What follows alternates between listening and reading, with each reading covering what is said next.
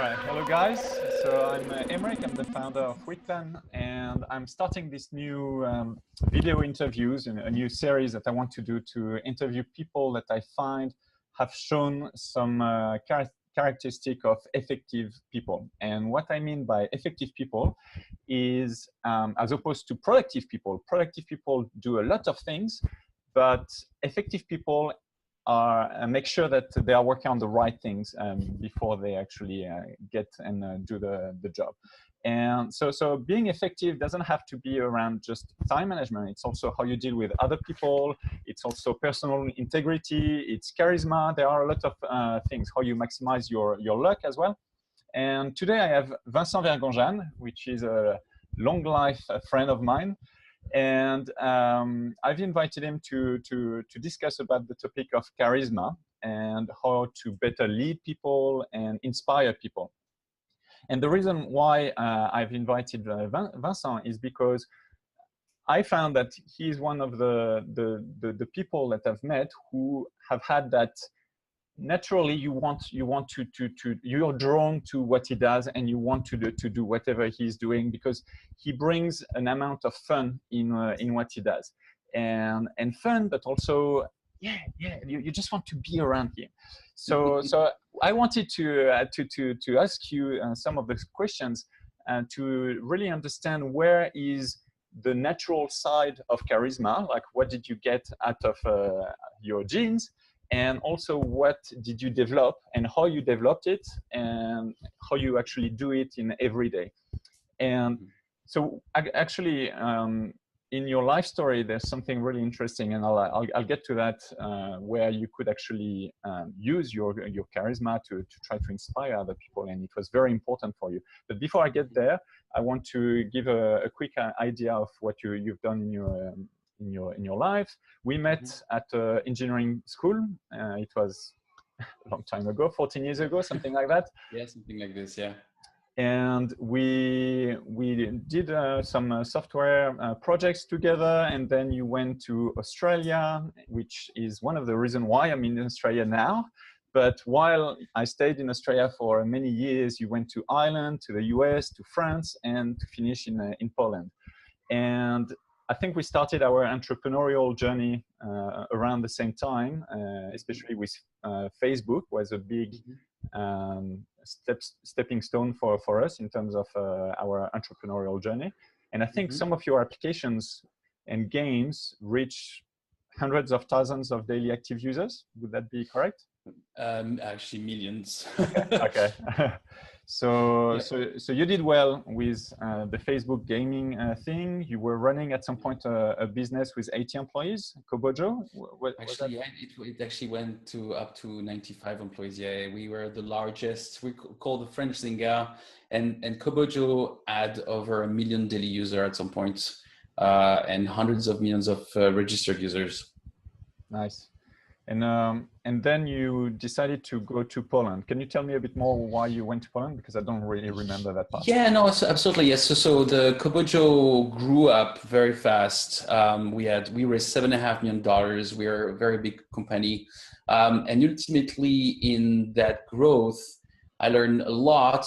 And also I learned that I was not very happy in that type of larger kind of company.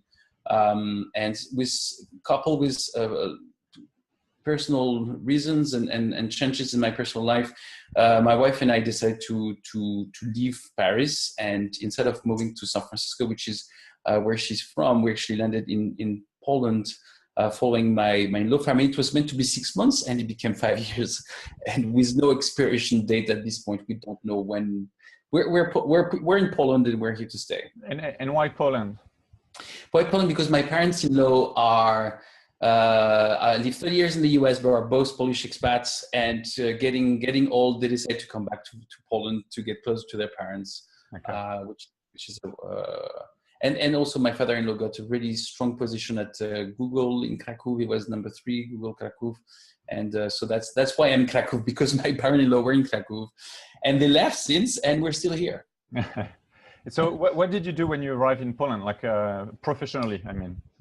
So I was very thirsty to start a new video game company. because there was a lot of things that I was unhappy in my first time growing a really large scale company, the way we did at Kobocho. Kobocho was financially very strong. We had a lot of people, but we were very good when we were 30, and we really struggled when we were 90 people. And so stepping out of it, it's really when I actually left Kobocho and ended up on my couch in August 2012 that I realized that there is the key of why we struggle so much is because we didn't have a company culture. It was a big word, a big but it's something that I realized was really the foundation as of why. The recurring word that we had was that I don't understand who we are, I don't understand where we're going, I don't understand people were talking constantly about communication issue, and we thought we were communicating. And yes, we were talking, and people still kept complaining. And I was like, we don't understand you guys. Like we're meeting, we're chatting, we're telling you what we're doing, and people just kept saying, yeah, we still don't understand. And it's so moving to Poland, I was eager. And what I did actually, the first thing I did is that I put together a website where I wrote 3 points, which is small by design, focus on one game at a time, and top talent. Recruit slowly. And I really deeply believe in those. I was like basically Kobocho and kind of the failure that came through this growth and this early stage of my life of learning really what it means to grow a company really put together those values for me, and they became the foundation of Everyday Play. I see. So that's your video gaming company that you started in Poland when you first arrived? Exactly, yeah. So the first thing you did is you started with a mission on your webpage. Yeah, absolutely. And that mission really, so Everyday Play is still around here, but the company has, the mobile market is a complicated one. Everyday Play launched a game within 8 months. That game to date has made $5 million. We got approached for an acquisition after 8 months of literally. As we're launching this game, we're being approached by an Israeli company for an acquisition. Ultimately, we're 25% of the company. So it's a great premium. I'm grateful. Thank you. And the company grew to 24 employees. Ultimately, Everyday Play started to struggle in 2016 because of market condition. And because and also because of our acquisition, and I'll tell you the story shortly. Because we got acquired, this company started to take care of a lot of things, mostly around publishing. So it means user acquisition, relationship with platform, which we let go of. Which was one of the benefit of having these guys buying shares in your company is because they had the distribution for you. Exactly, yeah. I mean, that was a win-win for both sides. This company was actually a company focused on the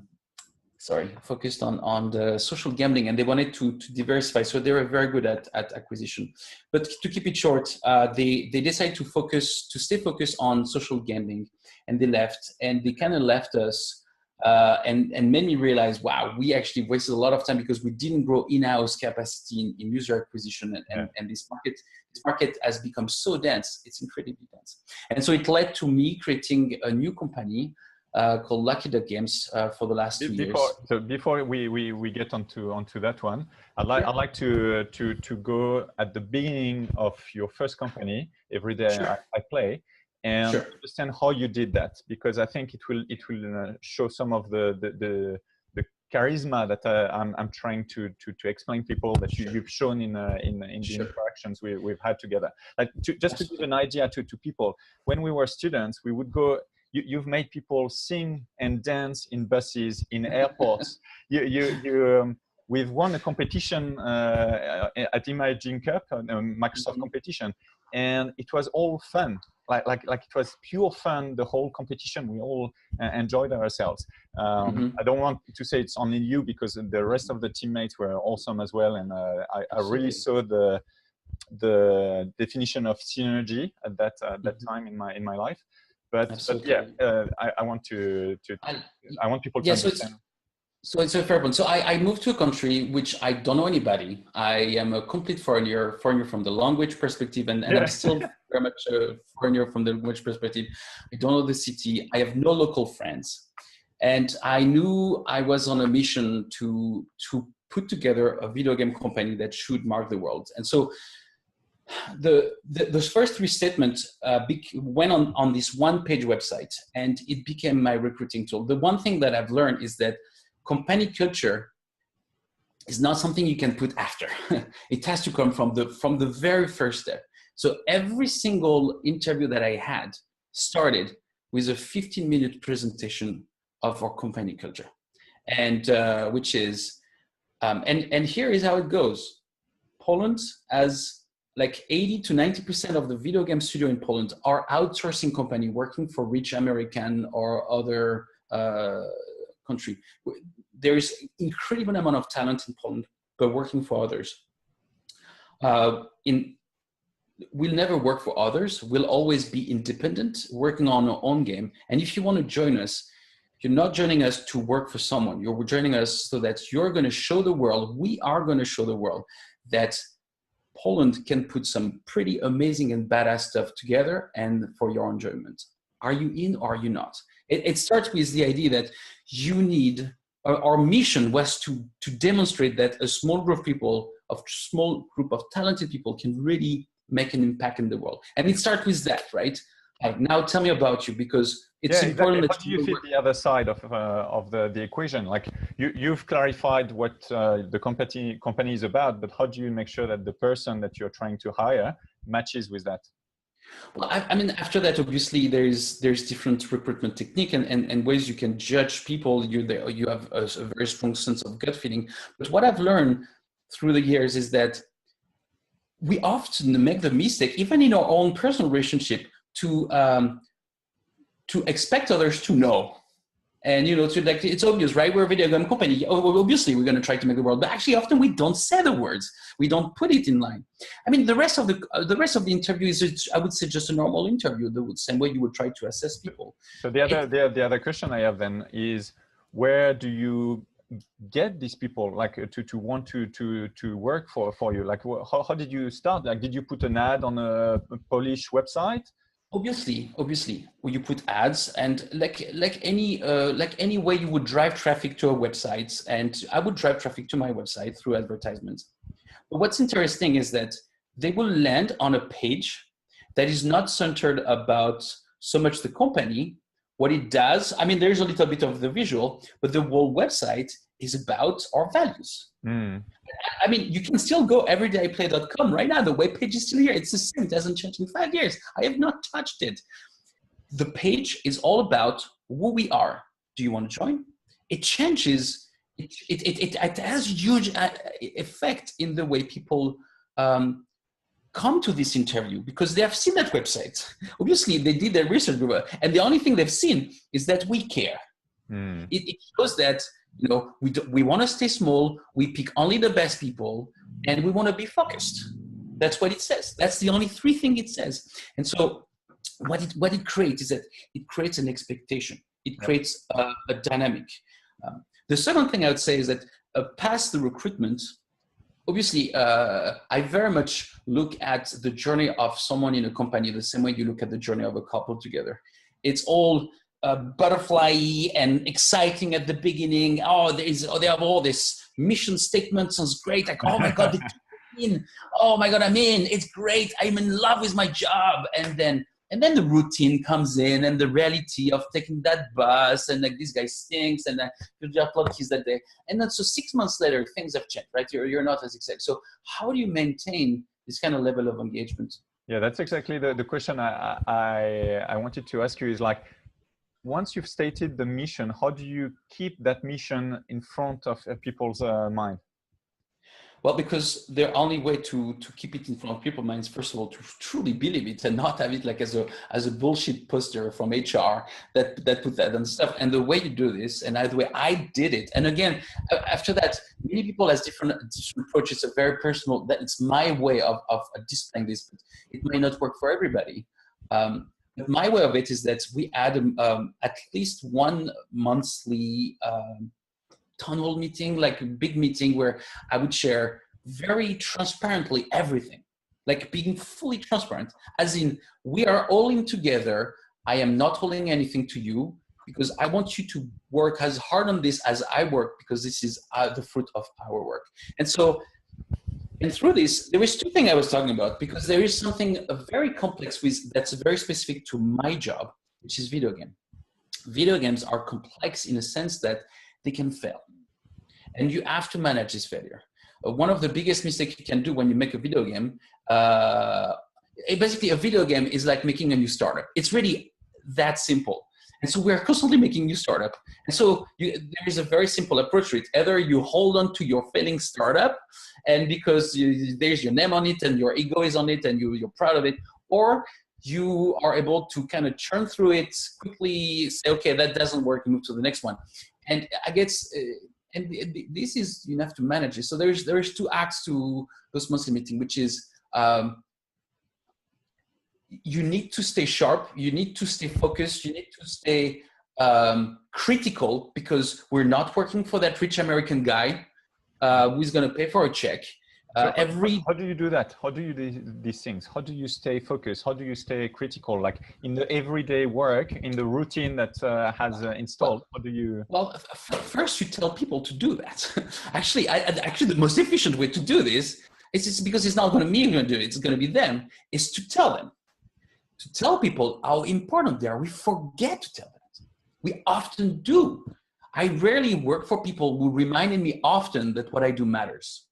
So the goal here is not so much about babysitting and doing some kind of cheerleading, but just reminding people how important they are in the equation, especially if you're small, right?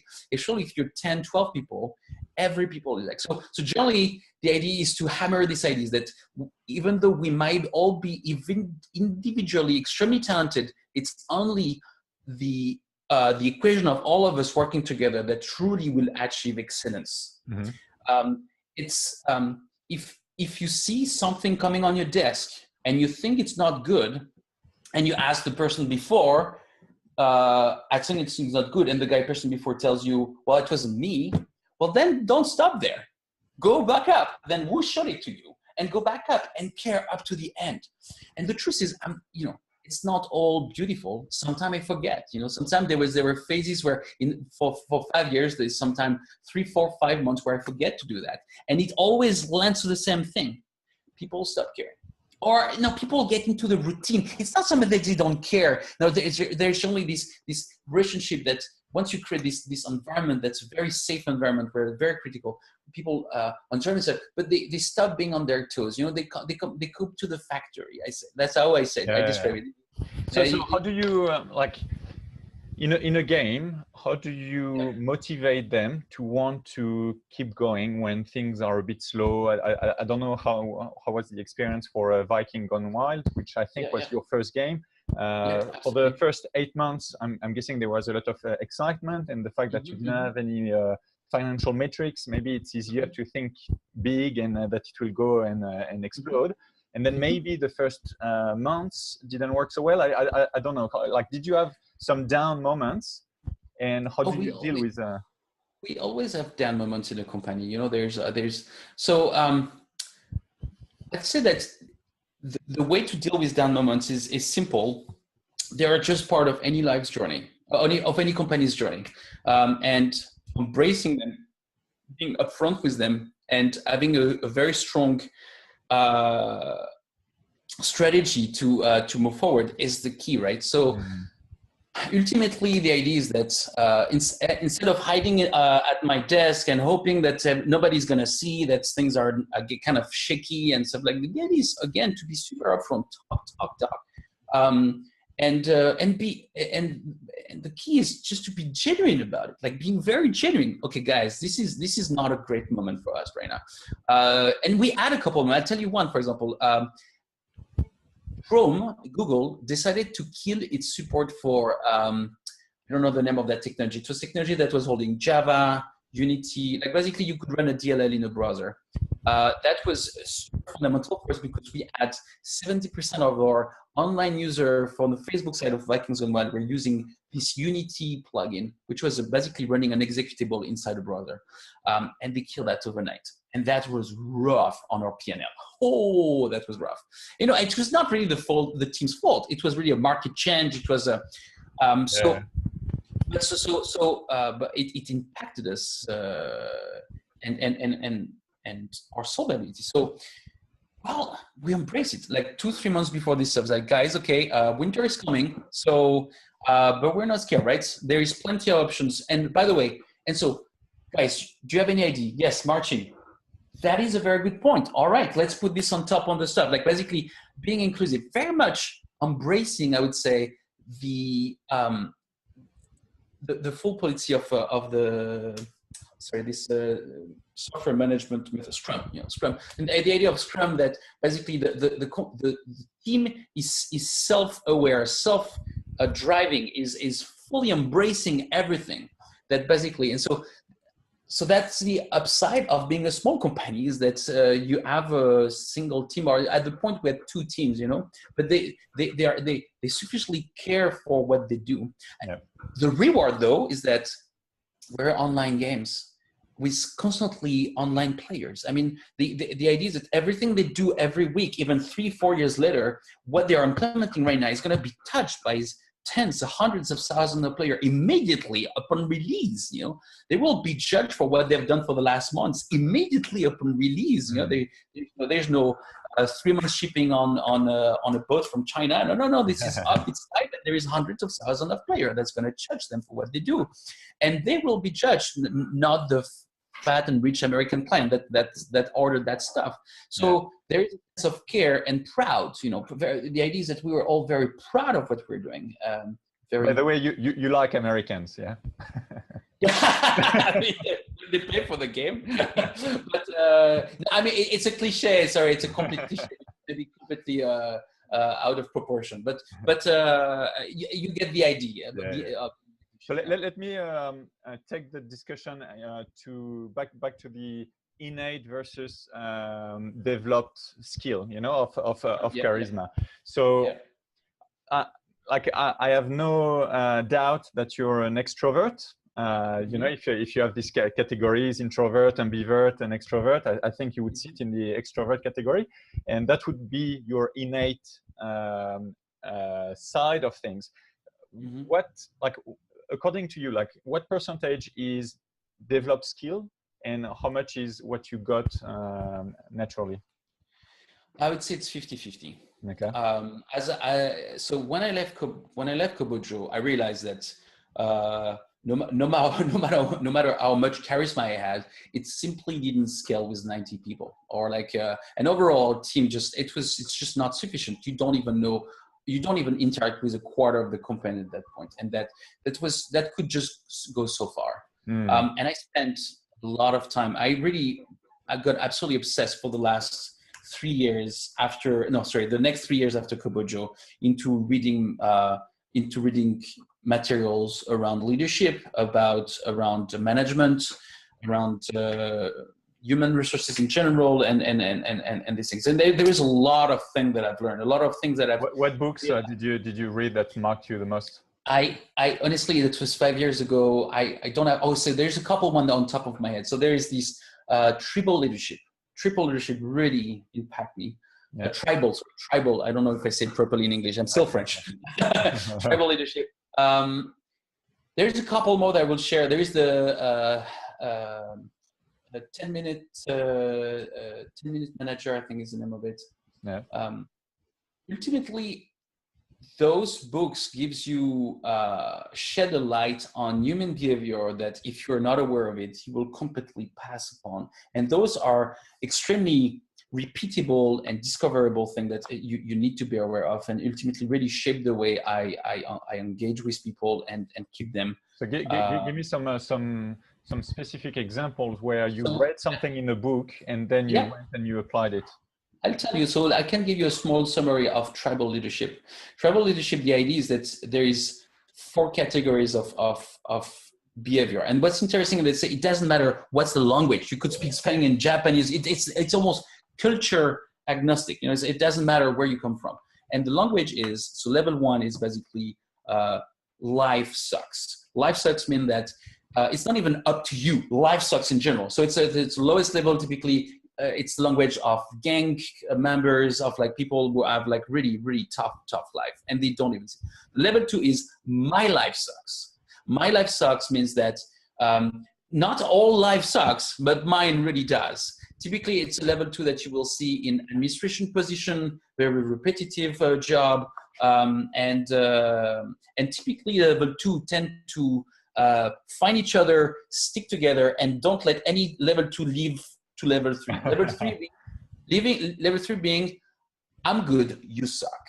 So the level 3 is a level where basically you are very self-confident about yourself, but you're so focused on your own ego and your own development that there's no room for anybody else around you. You have to shine, and you have to go through this, which leads to level 4, which is, I'm good, but together we're better. And so what this book talks about is that when you look at really high-performing or highly efficient companies, most of the time, most employees are at level 4. And so the idea is, how do you get your entire company, your entire structure to a level 4, right? Which is so one of them is starting with the why, I'm guessing. So I mean, it's actually, company culture is one thing, but this book is very much focused on your individual relationship with all those people, and make sure to understand at which level they are and technique to make them move up to a level 4. Right. Okay. And so me hammering on my company meetings that no matter how individually good we are, together we produce excellence, is fully inspired by these things. And me hammering this thing at every single meeting, or often says, guys,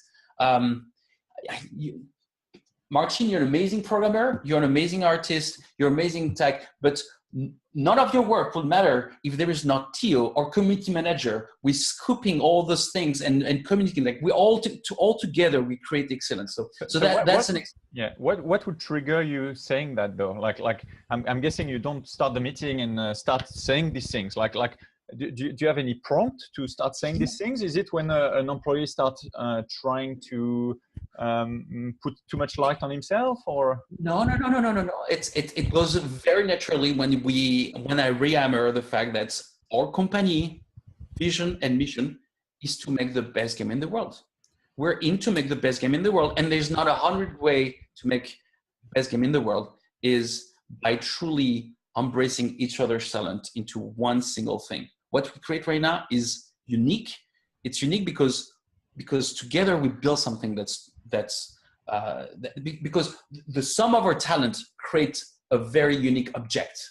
Yeah. And that's who we are, and that's how we do it. And that's the term synergy that I mentioned at the beginning of the interview. That summarizes exactly what you're trying to describe here. I have one more thing I could relate to another book that really influenced, and we haven't touched upon this, which is more like the long term. How do you keep people maintain long term? And it comes from a book called Theory of Fun, which is a good question. Everybody will tell you, what's a good game? It's a fun game, right? What is fun? It sounds so subjective, right? So this guy, I can't remember the name of the author of this book, extremely renowned game designer, wrote this book. Can you repeat the name again of the book? Theory of Fun. Okay. Theory of Fun.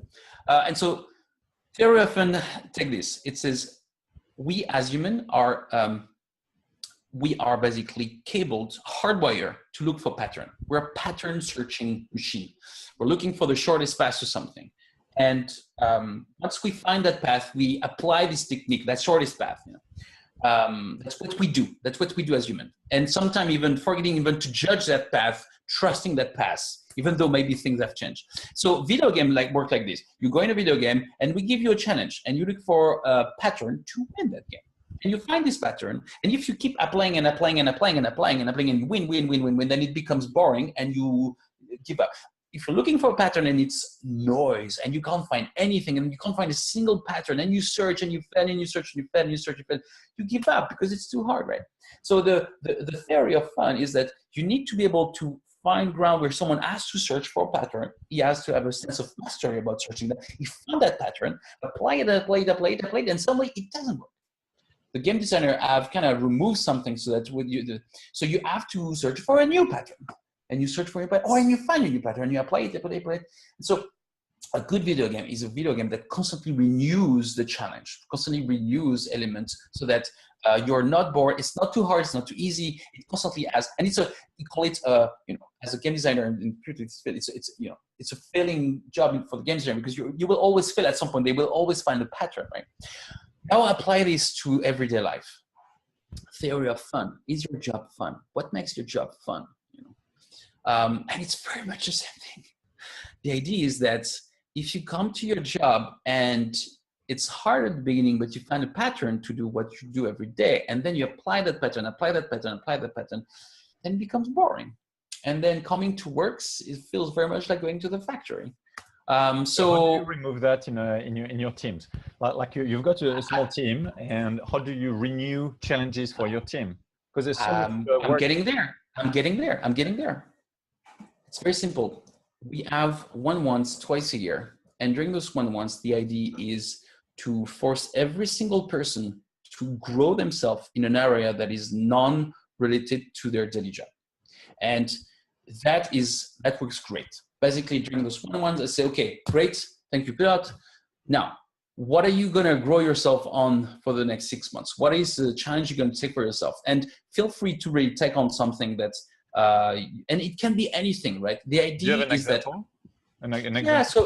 Yeah, for example, our tester, his name, he wanted to learn programming. He was doing, literally, he came in as a very low entry job, which is just literally, hand testing games, and I said, okay, well, my friend, you need to grow yourself. You need to keep growing. That's the key of, beyond just making amazing stuff together. You need to keep growing yourself. What are you gonna? And he put himself on programming, and I said, great. I actually even offered him a 1 week training on C#.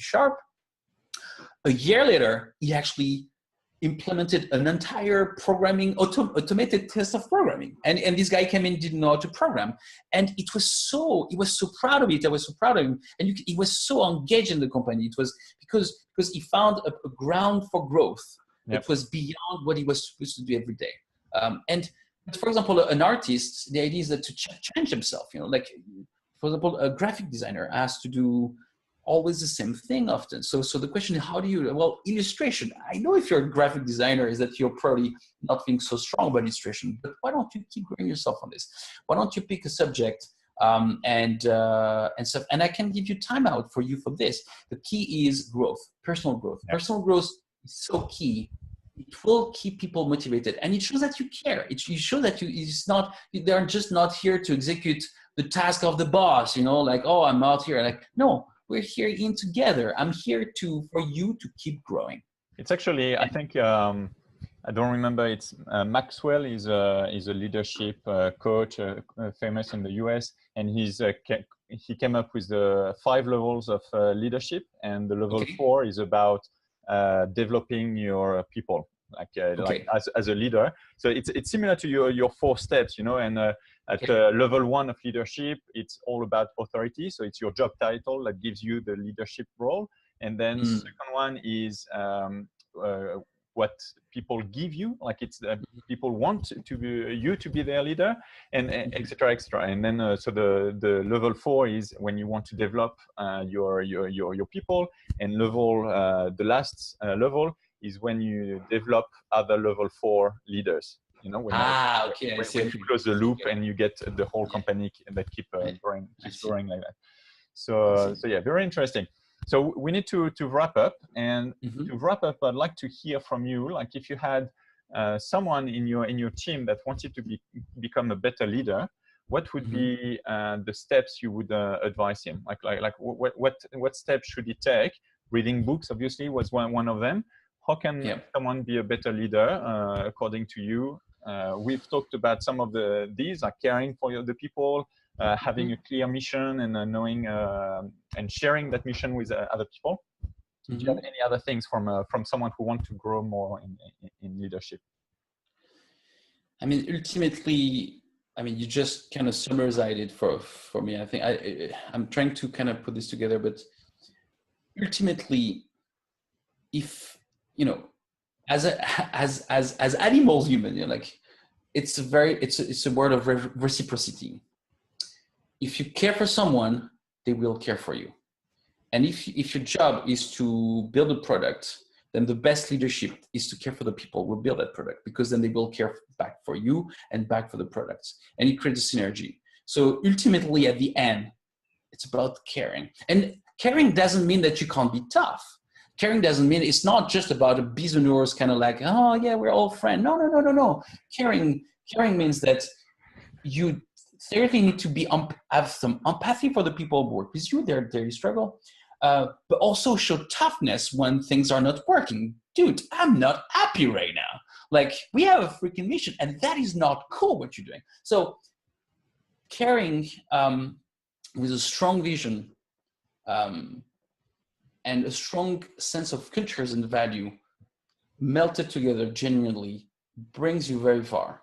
And that's been my recipe that's been working for me very well for the last 5 years.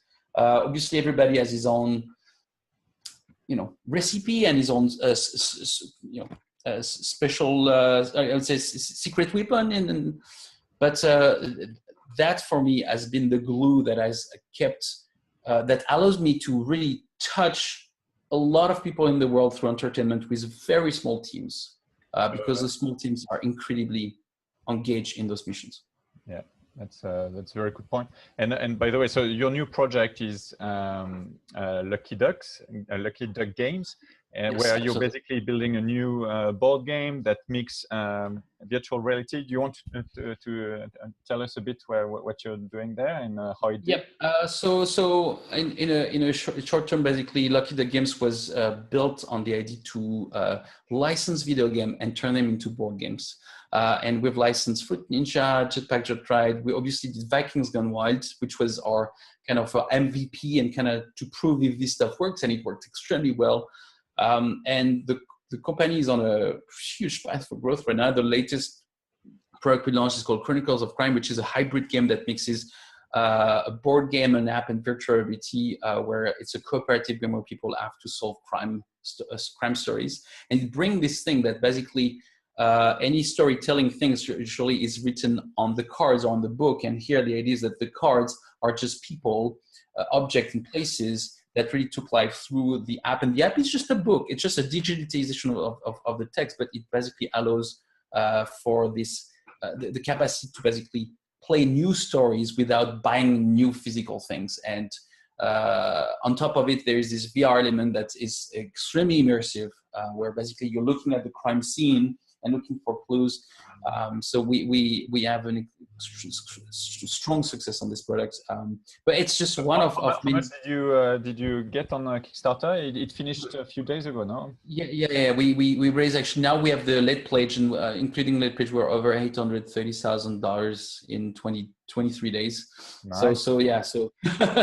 But it's a fruit of a long preparation of a lot of demonstration.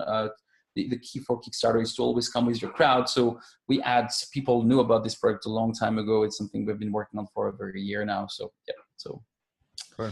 Thank you so much for having me, Aymeric. Yeah, thanks to you and to be the first interviewee. And it was great to talk to you. Cheers.